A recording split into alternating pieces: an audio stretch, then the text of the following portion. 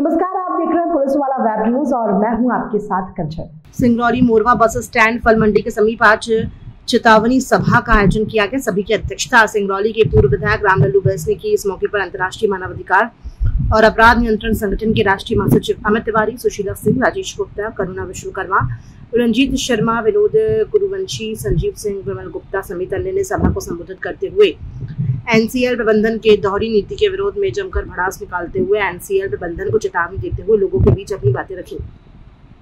पूर्व विधायक रामलल्लू बैस ने अपने उद्बोधन में कहा कि यदि मोरवा की जनता एकजुट रहेगी तो एनसीएल को चौक्कस संपूर्ण लाभ देना पड़ेगा।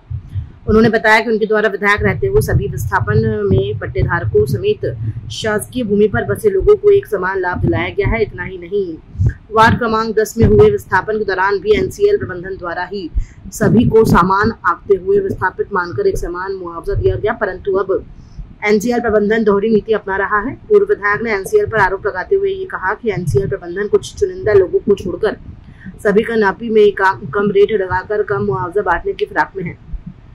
सभा के माध्यम से एनसीएल को चेतावनी देते हुए कहा गया है कि अगर 10 दिन के अंदर बैठक कर समस्या का समाधान नहीं किया गया तो एनसीएल मुख्यालय, कोल माइंस और कोल डिस्पैच बंद किया जाएगा। मैं कहता हूँ अच्छी है तो आज कैसे खराब हो गई। आज हम तो यही कहेंगे कि मध्य प्रदेश शासन के नीति 2002 तो मैं ज्यादा प्रभावशाली मानता हूँ कि जनता के प्रति बहुत जवाबदेह है। साफ लिखा है पंडिता 231 में, जिस प्रकार पट्टेदार को लाभ दिया जाएगा उसी प्रकार शासकीय भूमि अतिक्रमण भूमि पर भी बसे लोगों को दिया जाएगा। हमारे पास है सीएमडी साहब को मैंने खुद कापी दिया है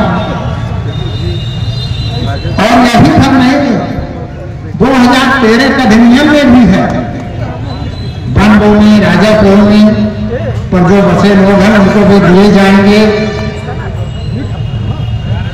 हम अभी दिल्ली गए थे, जब मंत्री जी से मिला था तो मैंने मंत्री जी को बताया था कि नियम के तहत ही मैं बात कर रहा। आपके सीएमडी साहब नीचे के अधिकारियों को क्या काम देते हैं वो उल्टा काम करते हैं। एक आदमी सीएमडी साहब क्या कर लेंगे वो उल्टा सीधा उनको मकान पढ़ा के उल्टा सीधा चले जाते हैं। ये भी बात है। अब सीएमडी साहब काम को देखते नहीं, जो राजस्व विभाग है वो देखता है। राजस्व विभाग का कल झाड़ो, जल्दी करो यार, जल्दी नोटिस बनाओ, घर नापी करो, इनको भगाओ। ऐसे कैसे चलेगा? भगा दोगे आप? आज इतना बड़ा बाजार, इतनी बड़ी आपकी कॉलोनी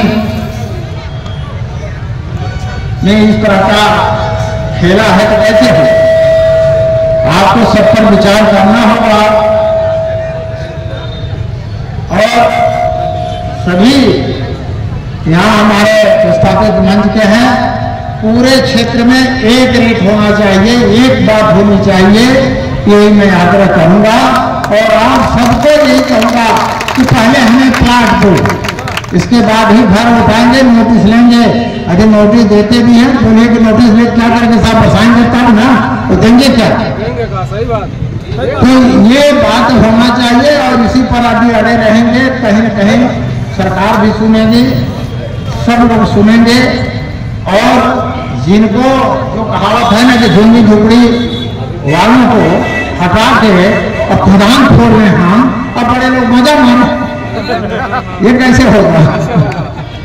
इसलिए विस्थापन पर कोई बड़ा छोटा नहीं है। मैं आपको आज बताऊं, जयपुर में भी मेरे पुश्तैनी घर थे, एनटीपीसी विंध्याचल 82-83 में जमीन घर का भूमि वाली भूमि एग्रीमेंट की भूमि पर जो लोग बसे हैं उनको भी आप विस्थापित मांगे।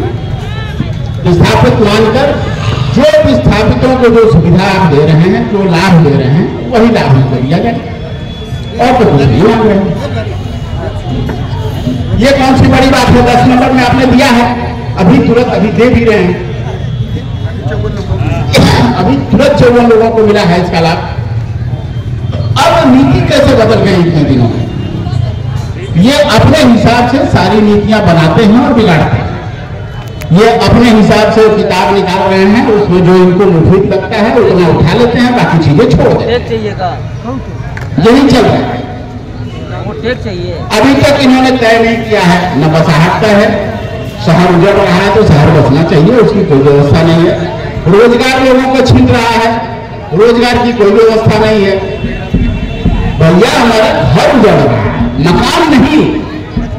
घर मतलब समझते हैं, घर तब बनता है जब दिन मिलते हैं, मकान तब मिलता है जब ईंट मिलती है, दोनों में अंतर है। तो हमारा तो घर उजड़ रहा है, हम तो अपने घर के एक एक कोने से एक एक चीज से प्यार करते हैं, हम वो त्याग रहे हैं। राष्ट्रनीति में हमने कहा कि ठीक है हम आपको छोड़ दें, हम अपने समाज की बलि दे रहे हैं, अपने घर की बलि दे रहे हैं, हम अपने परिवार की बलि दे रहे हैं, हम अपने बच्चों के शिक्षा की बलि दे रहे हैं, हम अपने रोजगार की बलि दे रहे हैं। ठीक है, तो आप भी हमारा सहयोग कीजिए ना। आप चाल क्यों खेल रहे हैं? आप बार बार चाल खेलने में लगे हुए हैं।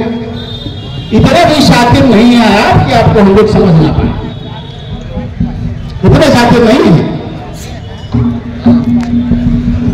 अब आप हमको बताइए कि ये बच्चे जो निकलेंगे, जो छोटे छोटे बच्चे हैं, जो स्कूल में पढ़ते हैं, जो कॉलेज गोइंग हैं, उनकी क्या व्यवस्था होगी? इतने सारे बच्चों का एडमिशन कहां हो पाएगा?